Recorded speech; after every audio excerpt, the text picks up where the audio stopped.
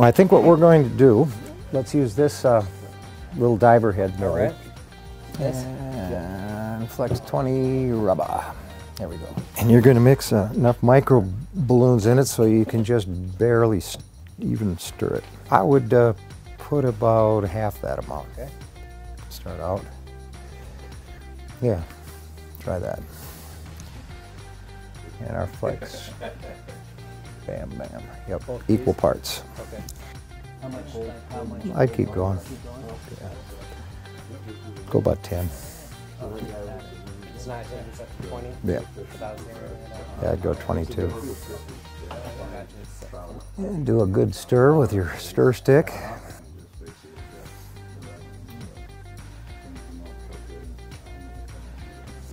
A lot of times I'll pour the dye into the part A, and then it's just easy to see that you have them all mixed.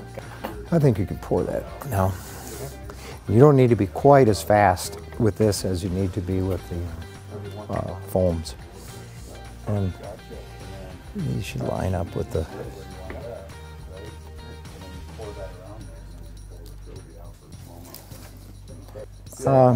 it should take 15 minutes, 10, 15. If we had a little oven, it'd take 5.